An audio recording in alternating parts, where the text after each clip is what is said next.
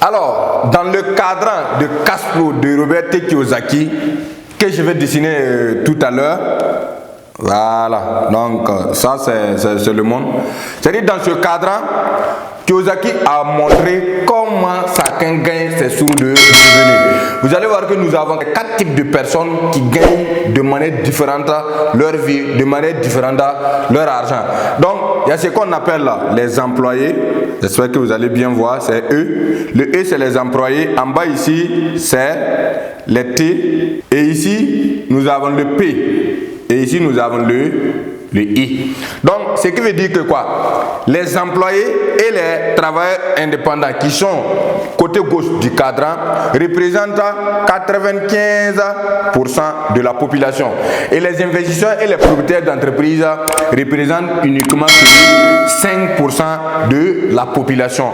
Ce qui est bizarre est que les 95% de la population bénéficient uniquement que 5% de l'économie du monde. Et les 5% ici bénéficient les 95% de l'économie du monde. Ce qui est bizarre est que lorsque vous prenez un employé et les travailleurs autonomes, ce sont des gens qui travaillent plus physiquement, qui se fatiguent tout le temps dans le travail que les investisseurs et les propriétaires d'entreprises qui sont tout le temps libres. Mais eux, ils gagnent plus que ceux qui sont le côté gauche du cadran. Je prends un exemple. C'est comme si on dit qu'on a pris 5 gâteaux pour donner à 95 personnes. Vous allez voir que même si vous êtes battant, c'est-à-dire même si vous êtes déterminé comment, vous ne pouvez pas rester ici et puis ne pas être pauvre. Vous ne pouvez pas rester ici et puis ne pas avoir faim. Et le côté gauche, on prend 95 gâteaux et on donne à 5 personnes. Même si vous êtes méchant, même si vous êtes paresseux, même si vous ne travaillez pas, vous allez voir que vous n'aurez jamais faim, vous serez toujours riche. Donc, ce qui veut dire que souvent, c'est notre position qui compte. Et là, les riches qui sont les 5% ont des secrets, ils ont des stratégies qui décident pour pouvoir réussir leur année. Alors, pour ceux qui viennent de me découvrir, moi, c'est le leader Rich Dad. On prend les décisions en fonction de nos valeurs et de notre pourquoi. L'objectif de cette vidéo est de vous permettre de démarrer votre business avant la fin du mois de janvier. Donc, il ne faudrait pas que vous dépassiez le mois de janvier sans passer concrètement à quelque chose, à votre projet ou soit à votre business. Sinon, si vous restez là à tâtonner, à accuser le manque d'argent, le manque de temps et ainsi de suite, le temps ne vous appartient pas. 2023 va vous surprendre encore comme les années passées et vous allez voir que vous n'allez rien réaliser dans ce monde. Vous allez voir que 97% des gens mettent beaucoup de temps à prendre les décisions. Et les 5%, c'est-à-dire moins de 5%, presque 3% de la population prennent rapidement des décisions. Mais ils vont mettre beaucoup de temps avant d'abandonner. Contrairement à ceux qui sont ici, ils vont mettre du temps à prendre des décisions et ils abandonnent facilement. Alors, qu'est-ce qui fait la différence entre ceux qui sont ici, les 5%, et ceux qui sont ici, qui sont les 95%? Donc, je suis là pour vous donner les 5 stratégies qui vont vous permettre de prendre des décisions de façon intelligente, puissante, à la manière de ceux qui réussissent. La première stratégie, c'est faites en sorte de limiter vos options. Vous savez que la plupart des gens, ils vont rester durant toute l'année sans prendre une décision de passer à l'action.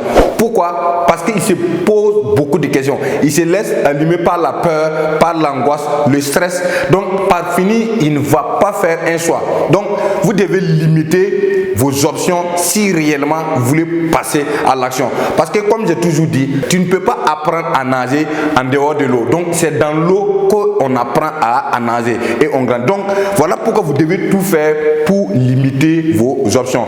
La plupart des 5% qui sont là, ce sont des gens, c'est-à-dire ils n'ont pas autre option. Est-ce que vous voyez? Donc voilà pourquoi j'avais dit, c'est-à-dire on prend les décisions en fonction de nos valeurs et en fonction de notre pourquoi. Donc eux, comme ils ont des raisons puissantes qui les poussent, automatiquement, ils passent directement à l'action.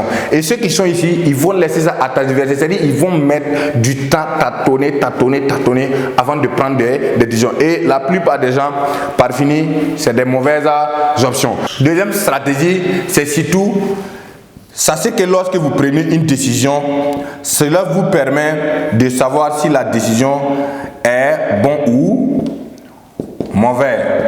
Vous devez faire une ligne. Donc, pour voir, lorsque vous allez prendre la décision, ça va vous situer sur la décision, elle est bonne ou bien cette décision, elle est mauvaise. C'est que ça t'a rapporté quoi de positivité. Vous devez faire cette ligne-là clairement pour mieux vraiment vous situer. Parce que ça vous permet de connaître le bon et le mauvais.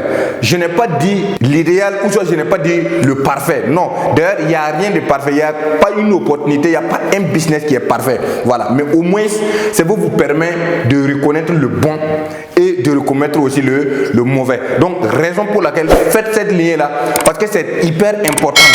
Lorsque vous connaissez le bon et vous connaissez le mauvais, ça va vous permettra, voilà, de prendre encore de bonnes décisions. Donc, mais si vous ne passez jamais à l'action, si vous ne prenez jamais de décision, vous n'allez jamais connaître si c'est bon ou si c'est mauvais. Donc, voilà pourquoi la plupart des grands entrepreneurs, si vous vous approchez vers eux pour demander une question, cette personne-là peut vous détailler, vous donner des conseils, voilà, pour si vous allez vous lancer ou pas, ou soit, en tout cas, comment il va vous aider à guider. C'est parce qu'il a déjà pris cette décision, faire, et peut-être ça a marché, ou soit ça n'a pas marché, et il peut vous donner des conseils. Voilà, il connaît déjà le bon et le mauvais, et eux, ils sont là maintenant, ils guident les gens. S'ils n'avaient pas pris cette décision, vous allez voir qu'ils ne vont pas avoir cette possibilité-là de vous guider. Troisième option, c'est que on prend les décisions en fonction du temps, de l'argent et aussi de l'énergie.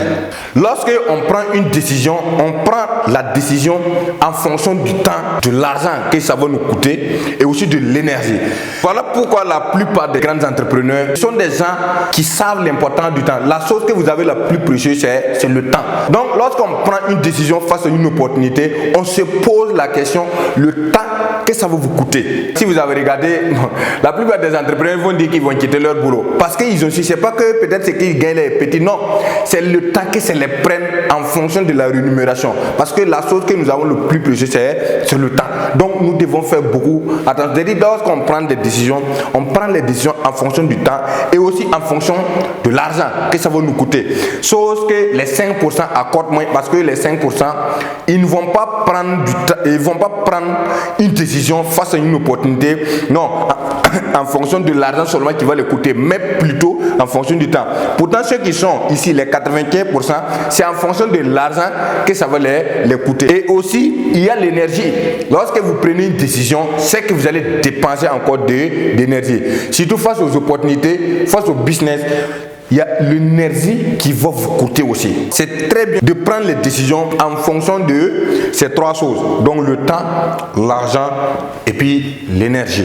Quatrième des choses qu'il faut savoir est que on prend les décisions parce que décider, c'est progresser.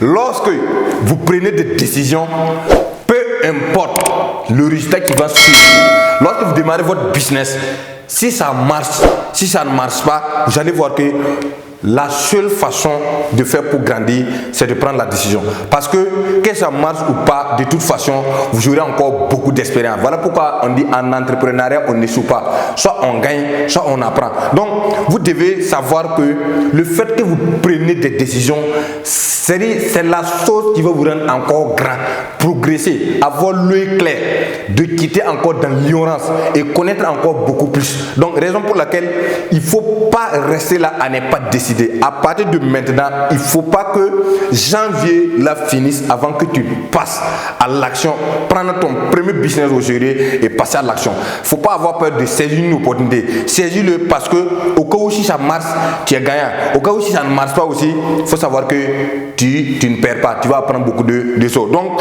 décider, c'est grandir. Donc, raison pour laquelle vous devez tout faire pour prendre encore des décisions. Et cinquième façon pour prendre des décisions efficaces est que l'indécision égale à un mauvais choix. Le pire des choix, c'est de ne pas se décider. Lorsque vous êtes en face d'une opportunité, je vous dis, la pire des décisions, ce n'est pas de décider. Voilà pourquoi on dit, ne pas choisir est déjà un choix. Et c'est un choix souvent hyper dangereux. Lorsque vous décidez de ne pas parler, le silence parle plus que la parole. Lorsque vous décidez de ne pas faire un choix, c'est que vous avez déjà fait un choix. Et ce choix-là est souvent dangereux. Donc, lorsque vous ne décidez pas, ça c'est que automatiquement c'est déjà un choix. De toute façon, vous avez déjà choisi. Voilà. Et ce choix-là fait encore très mal. Vous allez toujours regretter de ce choix-là, de ne pas vous décider. La preuve est qu'il y a beaucoup de personnes qui souffrent actuellement, qui ont du mal parce qu'ils ont eu des opportunités qu'ils pouvaient saisir en 2020, 2021 ou soit en 2019. Et malheureusement, ils n'ont pas saisi. Et à l'heure là, c'est un regret total. Et je vous dis, lancez votre business, passez à l'action. D'ici décembre, vous allez regretter de n'avoir pas démarré ce business peut-être en 2020, en 2019, si l'idée y était. Donc, il faut toujours prendre des décisions. Lorsque vous prenez des décisions, ça ne veut pas dire que non, c'est un succès total. Mais au moins, vous allez voir que c'est un bon choix. C'est le bon choix de prendre les décisions à tout moment. Donc, ce qu'il faut noter est que les 5%, ce sont des personnes qui limitent leurs options face aux décisions et aussi ils se décident parce que ce n'est pas pour trouver l'option idéale ou soit l'option parfaite, mais c'est surtout ça les permet de connaître ce qui est bon et ce qui est mauvais. Quelqu'un qui n'a pas fait l'école ne peut jamais critiquer l'école, donc ça vous permet de connaître ce qui est bien et ce qui n'est pas bien. Et troisième des choses, on prend les décisions en fonction du temps, de l'argent et aussi de l'énergie que ça va nous coûter. Et quatrièmement, décider, c'est progresser. Décider, c'est grandir. Donc, raison pour laquelle vous devez toujours prendre des décisions si réellement vous voulez grandir. L'indécision est le pire des choix. Voilà, celui qui décide de ne pas se décider, il faut savoir qu'il a fait un mauvais choix. Et ce choix-là est souvent hyper dangereux. Alors, si cette vidéo vous a plu, je vous prie de faire deux choses. D'abord, abonnez-vous pour ne pas rater les prochaines vidéos qui vont venir. Et surtout, partagez cette vidéo parce que ça va aider beaucoup de personnes à pouvoir démarrer. Et je vous prie de démarrer votre business à partir de janvier. Il ne faudrait pas que janvier le finisse avant que vous démarrez votre business. Et laissez-moi un commentaire si vraiment cette vidéo vous a plu. Merci et à la prochaine pour une autre nouvelle vidéo.